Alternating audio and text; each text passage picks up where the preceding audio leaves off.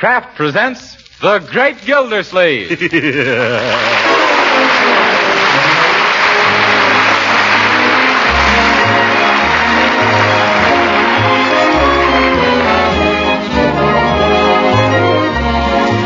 Each week at this time, Kraft presents from Hollywood, California, Harold Peary as The Great Gildersleeve, written by Leonard L. Levinson.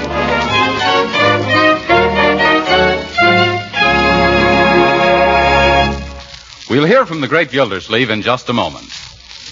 But first, I want to remind you that these are challenging days for every one of us. It's our duty to produce more to help meet our country's increasing needs. And that takes plenty of good food, as you wise homemakers know. Wholesome, nutritious food that provides the energy and nourishment your hard-working, hard-playing family needs. That's why you should know about Parquet Margarine, made by Kraft. Parquet Margarine is a delicious food that's packed full of wholesome nourishment. It's one of the best sources of food energy you can serve. And important to you housewives who know how essential vitamins are, every pound of Parquet Margarine contains 9,000 units of vitamin A, making it a reliable year-round source for your whole family. What's more, Parquet is the margarine with the delicious flavor, whether you use it at the table for baking or for pan frying. So why not give your family the benefit of this grand-tasting, nourishing food? Tomorrow, ask your dealer for a pound or two of economical Parquet Margarine, made by Kraft. Just ask for Parquet, P-A-R-K-A-Y.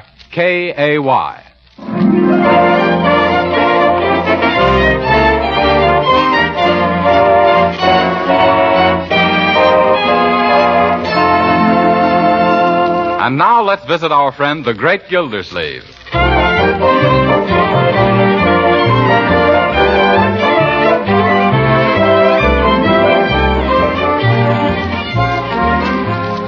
Come on, wake up, Judge Hooker. Pay attention to your checkers. It's your move. I know it, Gildersleeve. I was merely studying the board. What, with your eyes closed? Let's speed this up. We haven't got all night here. All right. There, and there. Now crown me. I'd love to, but I haven't got anything to do it with. Hooker, I don't see how you keep beating me, honestly. In fact, I don't think you do, honestly. Gildersleeve, you're a pushover. You couldn't win a game from a backward baboon with a dozen checkers up your sleeve. I could, too. I wouldn't need a dozen checkers. I'll show you, Hooker. Set 'em up again and pull in your belt. Because this time I'm going to beat the hell out of Leroy. How are you tonight? Hi, Uncle Mort. Hello, Judge Hooker. Leroy? Say, Unc, can I...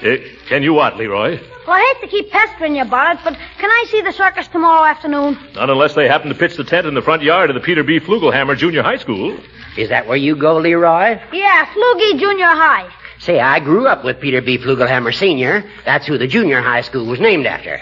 Well, I thought the school was named after Peter B. Flugelhammer Jr. No, Junior was the son of Senior, after whom the junior high school was named. Poor Junior. He never could finish senior high. But gee, Uncle Mort, could you call up school and ask if I could skip tomorrow? I did, Leroy. I even went so far as to predict that you wouldn't be feeling very well tomorrow. What did they say? They told me that an excuse for illness while the circus is in town must be accompanied by a note from your doctor. Shucks, that's a heck of a note. Yes. Well, there's no use grousing, young man. Remember, school must come first. Now, sit down and get started with your homework. Yes, Leroy, your homework, that's the thing that's going to count in later life, not going to the circus. I don't think so, Judge. Because in my later life, I expect to be a lion tamer. Oh? You don't need any education for that. All you need is a kitchen chair and the right kind of breakfast food. Well, yes. This lion taming is new, though. Last week you were going to become a pitcher with the Brooklyn Dodgers. Oh, that was last week. Oh. Gee, I wouldn't mind missing the circus so much, Uncle Mort, but I hate to see those passes go to waste. Oh, did you get passes, Gildersleeve? Did I get passes? Yes, sir. I've got certain connections. Yeah, Uncle Mort gets the right number of beans in that jar in the drugstore window. Oh. Yes, I connected that time. Gee, Uncle Mort, are you sure you can't take me? I'm sorry, Leroy, but you'd better make up your mind to skip the circus. Oh, gee, a guy can't get any fun out of life.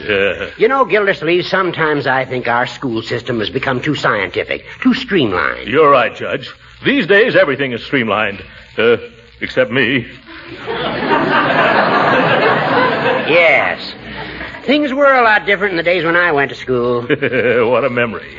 I sat next to Petey Flugelhammer. Huh? That was long before he was elected lieutenant governor and then named a school after himself. Oh.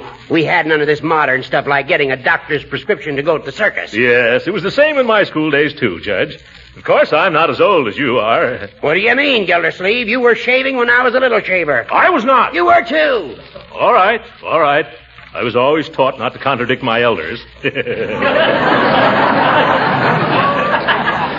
Come to think of it, Judge, we kids used to have a lot more fun than modern children have. I can still remember some of the tricks we pulled at school. So do I. Shenanigans, they were called. Yes. I'll never forget the time I dropped a paper bag full of water on the Spanish teacher. Only it turned out to be the new athletic coach. And when he caught me, boy, was he athletic. That's nothing. I once sneaked up behind Miss Pettibone's desk and tacked her dress to the floor. Kids don't do a thing like that these days. Yeah, kids can't do a thing like that these days.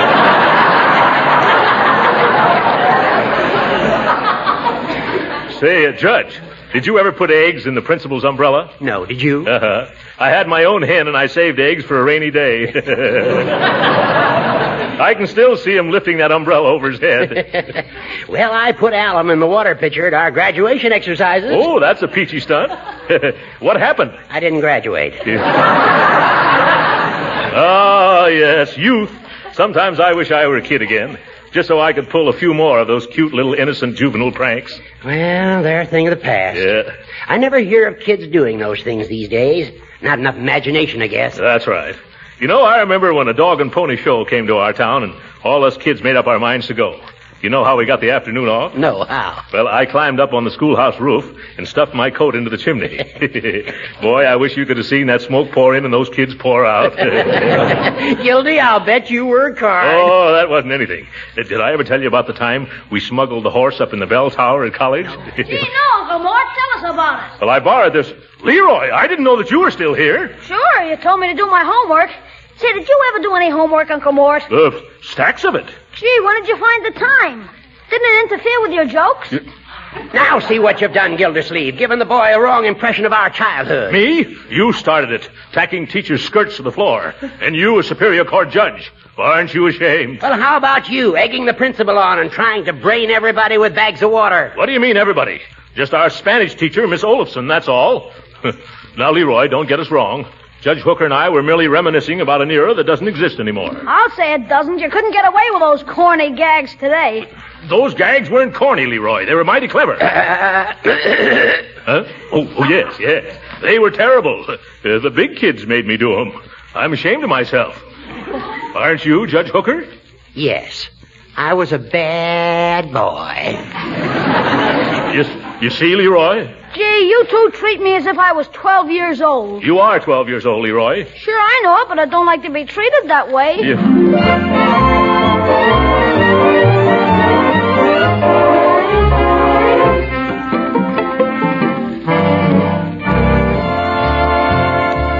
You'll have to hurry, Marjorie, if you're going to the circus with me. I'm almost ready. What's the rush, Uncle Mort? Well, I'd like to get there on time for once. No matter when I start, it seems I always arrive in time to get caught in the opening procession. One year, a hippopotamus chased me around the ring twice. I never did find my seat. It's too bad Leroy couldn't get off from school to come with us. Yes, the poor boy. Well, we'll bring him back a red balloon and a little whip with the tassel. Hey, anybody home? Hi. Leroy! Gee, I'm glad I caught you before you left for the circus. Well, Leroy, what are you doing home at this hour? School was dismissed just now. Come on, let's go to the circus. By the way, Leroy, why were classes dismissed? Well, you might call it an accident. Accident?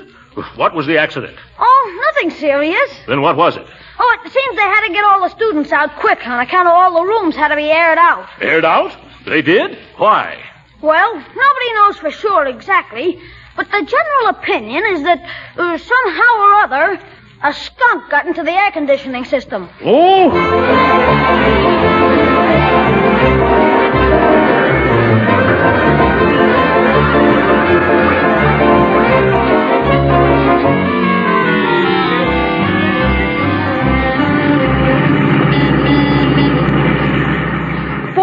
That circus swell. The best I've ever seen. How did you like the fellow who did the swan dive into the tank of burning gasoline, Uncle Mort? I liked him, but I don't think Secretary Ickes would. Leroy, there's something that's been troubling me. It's that skunk in your school. You mean Mr. Proctor, the principal? No, Leroy. The one that got into the air conditioning system. Do you happen to know how it got in there? No, I don't. Say, remember the tiger that rode on the elephant's back? How did they train him to do that, Uncle Mort? Oh, with kindness, I suppose. Leroy, did you happen to have anything to do with it? With the tiger, Uncle Mort? No, the skunk. That wasn't a skunk, Uncle. It was a tiger. Tigers and skunks have different kinds of stripes. I know they have. I'm talking about school. So, I've been thinking. Isn't it a strange coincidence that this accident occurred on the day the circus came to town? Yeah, funny, ain't it? Say, Uncle Mort, what do you think would happen if when the lion tamer had his head in the lion's mouth, the lion suddenly had a sneeze? Well, I don't think anyone would say gesundheit. Now, Leroy, I hope that nothing Judge Hooker and I said about our school day pranks caused you to try to imitate us. Oh, no, sir. You understand we were just talking about old times. Yes, sir, like Judge Hooker says. That's about all you old-timers have got left. Your memory. Yeah. What did you say?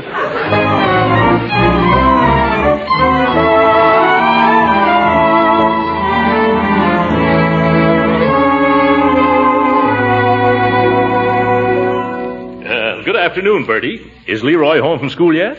Well, let me look in the refrigerator. No, sir. Did you expect to find him in there? No, but I can tell if he's here by what ain't. Well, maybe he wasn't hungry this afternoon. That boy, why, he's nothing but appetite held together by skin and bones. What's the matter? Well, there's a lot of strange things going on at Leroy's school, and I'm afraid that maybe I'm partly to blame. How come you messing around the school? Is you one of them pants teachers? No, it's just that Judge Hooker and I were talking about some little pranks we used to play when we were in school. Little harmless things, you know. Uh-huh. Well, Leroy happened to overhear us, and now I'm afraid he's showing us the modern versions with the chromium trimmings. Uh-huh. What makes you think little Leroy's doing fumadiddles? Well, did you read the afternoon paper? No, sir, it never gets to me till the following morning. Oh, yes. Well, I've got it right here. Listen to this. Juvenile joker startles school. Police were called early today to investigate a large, stout lady's body seen suspended from the window of Principal Pulteney Proctor at Flugelhammer Junior High School. Oh, who was it, Miss Proctor? Yes. No, listen. Closer inspection revealed that the body was a dummy, stuffed with old football pads, wearing a green and purple silk dress, size 48. Green and purple silk? Size 48? Yeah. Sounds like my Sunday go-to-meeting dress. The one that was kidnapped off the clothesline last night. Yes, doesn't it? Well, what's my dress doing in the newspaper? I don't know, Bertie. Shh, Bertie, here comes Leroy. Do you think he did it? Shh. Afternoon, Uncle Mort. Hiya, Bertie. Say, is this your old dress? That's my new dress, Leroy, and what you doing with it? Why, Piggy Banks just gave it to me. He says the wind must have blown it over into his yard. He found it under a window. Young man, isn't this the dress that was hanging out of Mr. Proctor's window this morning? You mean on the dummy that was suspended from school? Well, how could it be if it belongs to Bertie? What do you think, Bertie? I ain't saying nothing. I'm only too glad to get my dress back without paying ransom. I'm going to hide it this time. Yeah. I don't know what to do. Look, Leroy, don't think of me just as your uncle and your guardian. Think of me as your pal, your buddy. Now, if there's anything that's troubling your little mind, why don't you just come right out with it? Well, okay, Unc. There is something that's been bothering me. I understand. Go right ahead, my boy. What is it? Well, how did you ever get that horse up into the bell tower at college? Oh!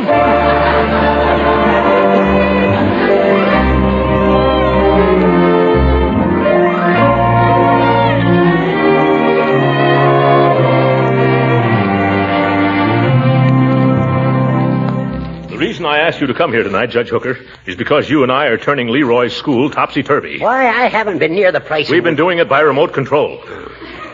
Remember how we shot off our mouths in front of Leroy about our school day monkey shines? Yes, and say, I just remembered another one. Forget it.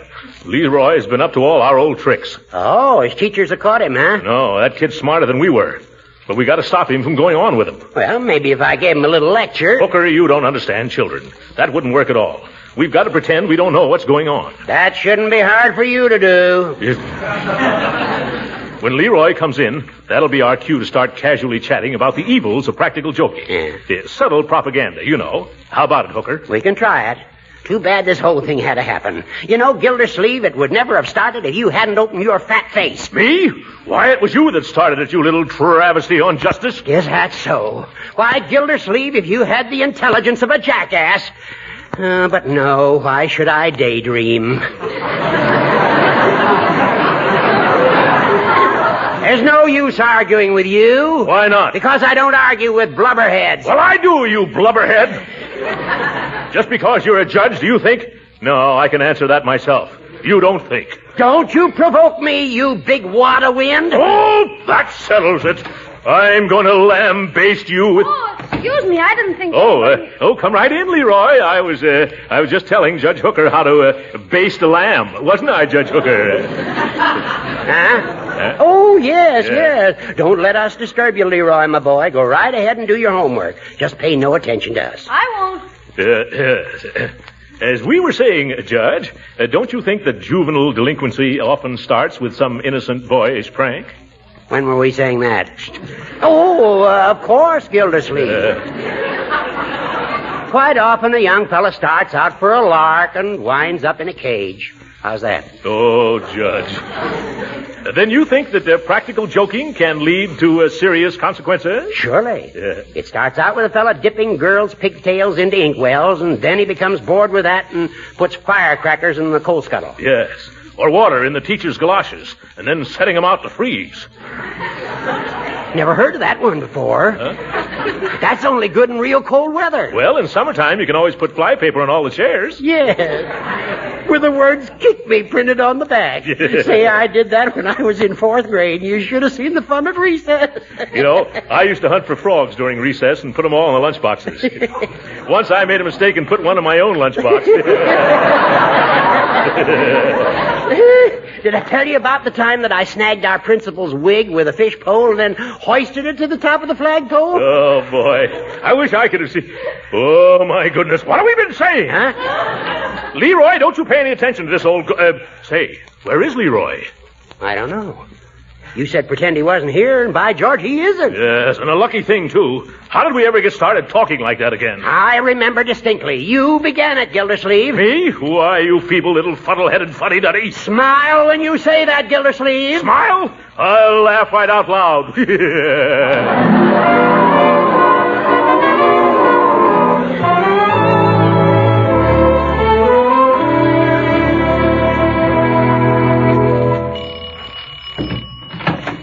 Marjorie. Hello, Pierpont. I came to see Meatball. Who? Meatball. You know, Leroy. Only you don't like us kids to call him Leroy anymore. Like I don't like to be called Pierpont. All right, Piggy. Come on in. Oh, Leroy, Piggy Banks is here to see you. Come on in the library, Pig. It's right that way. Thanks. Well, come on in. Don't be bashful. But your uncle, that's him behind that newspaper, ain't it? What's the matter with him? Oh, nothing. He always does that after dinner.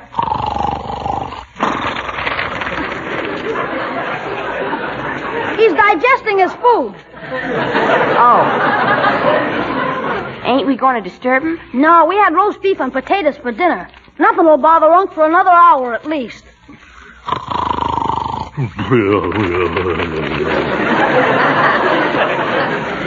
Now, let's get going on that history stuff. Well, I know Miss Keller's going to ask us about the vice presidents tomorrow. Are you sure? Sure, I'm sure. She's going through the book exactly the way she did last year, the first time I took the course. Okay, I think I got it memorized. But is she going to ask us the names of all the vice presidents? She did last year. I kept a diary. All right, but gee, what a question to ask. Well, you check the list and see if I get them right. Shoot. John Adams, Thomas Jefferson, Aaron Burr, Aaron Burr... You said that. Say, Meatball, what do you think of the stuff that's been pulled off at school lately? Oh, I don't know. What do you think of it? Oh, I don't know. Have any idea who's doing it? Gee, I don't know. You got any idea? Well, I don't know. Who do you think? I don't know. Let's get back to the vice president. Okay. Shoot.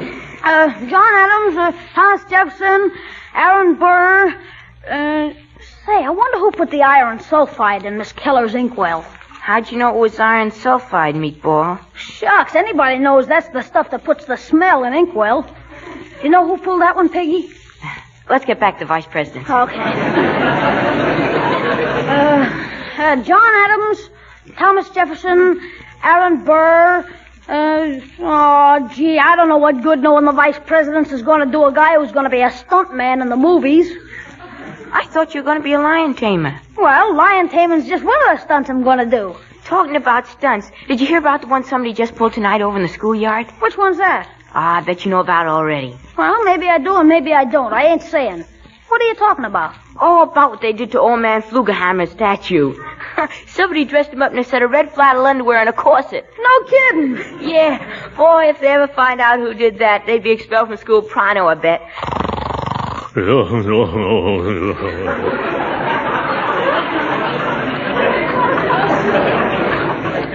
Let's get on with the Vice President's, Pig. All right. Say, could I borrow a glass of water? We had corned beef for dinner. Sure. Come on out in the kitchen. I'll get it for you. Boy, wait till Mr. Proctor sees the willies on Flugie. Did I hear right? Red flannels and a corset on Flugie? Or was I just dreaming? No, there's Piggy Banks' hat. It's true. Oh, let me think. Yes, that's what I'll have to do. Yes, 6. Crooker's just as much to blame as I am. I can't let Leroy be expelled. Hello, Judge. This is Gildersleeve. You got to help me with something. I can't explain now, but I'll pick you up in about 10 minutes. We got a date with an old schoolmate of yours.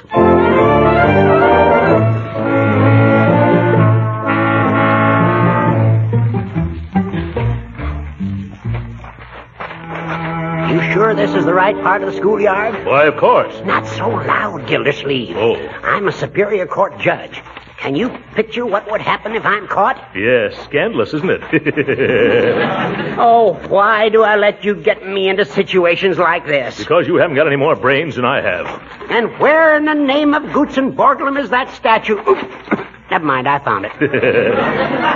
Yeah, that's Flugelhammer up there. Flannels, corsets, and all. Let's not hang around here all night, Gildersleeve. Come on, I'll boost you up. Well, wait a minute, I'll take this top coat off. All right. Yeah, that's better. All right, get down now. Upsy-daisy. Oh, my poor back. You'll cave it in. Push my other foot up, Judge. I will if you take it out of my hip pocket. Yeah, there. Is that better? No. Ow, now it's in my ear. Well, in one ear and out the other. Gildersleeve, get up there. Yeah, okay. Uh-oh. What's wrong? Judge, you notice a sudden cold wind?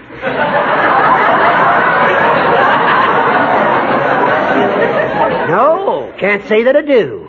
Which way is it coming? Up.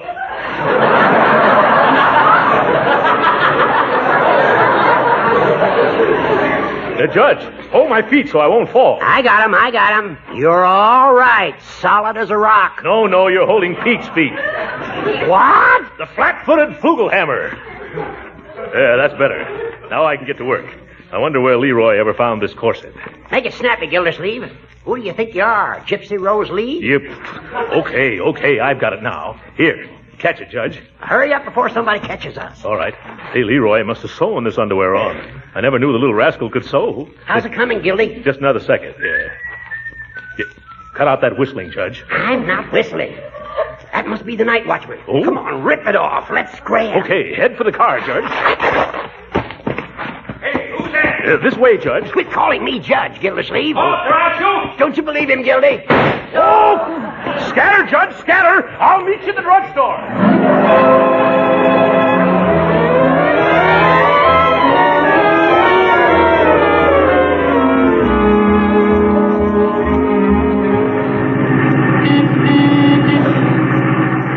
I wonder why the principal sent for us, Uncle Mort. Well, now, you let me handle the whole thing, Marjorie. Do you think that Leroy might be in some trouble? Well, I didn't want to tell you, Marjorie, but your brother has turned his school into a midget version of Hellzapoppin'.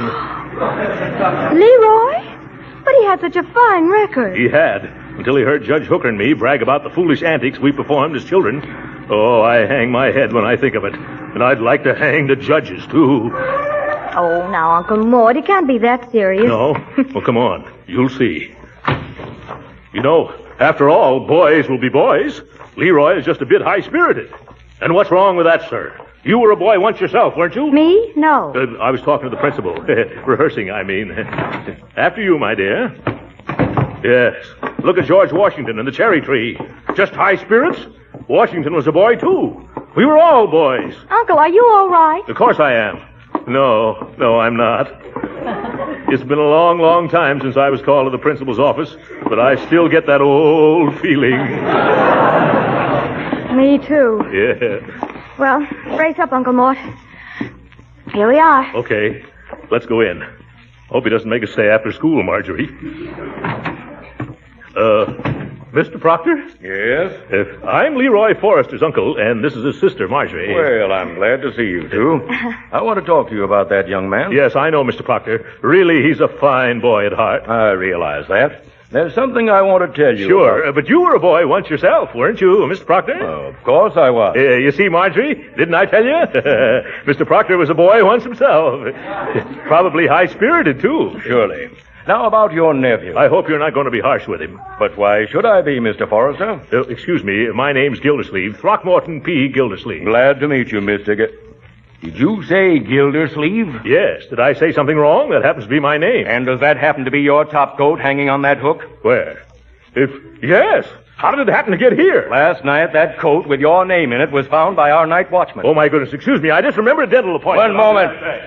Here's something else that belongs to you. Your red flannel underwear and your corset. Corset? Why, Uncle Mort.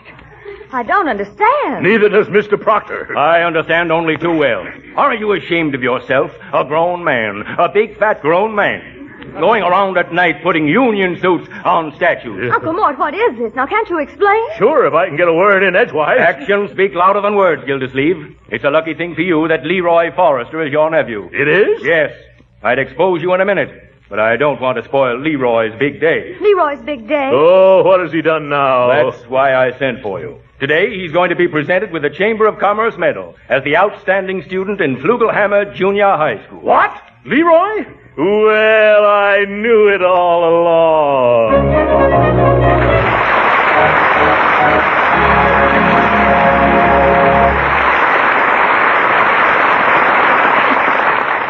The Great Gildersleeve will be with us again in a few minutes.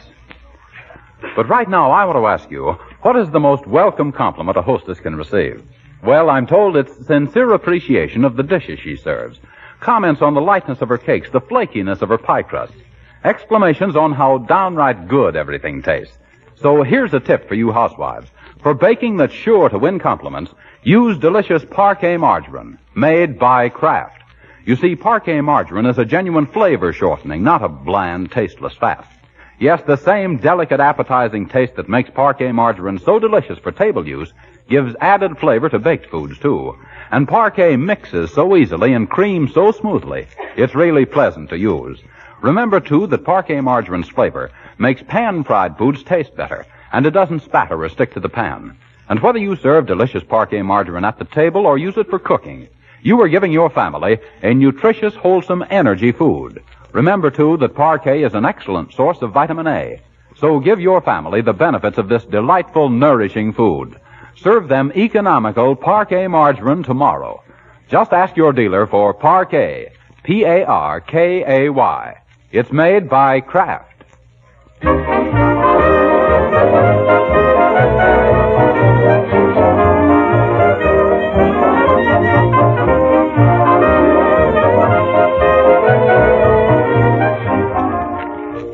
That's a beautiful medal, Leroy, and I'm mighty proud of you. But, won't you answer just one question for me, my boy? What is it, Unc? Who was responsible for all those escapades around your school? Now, Uncle Mort, I positively don't know. What's more, I don't want to know. And then even if I did know, you don't think I'd squeal on my pal Piggy, do you? You're a bright boy, Leroy. Good night.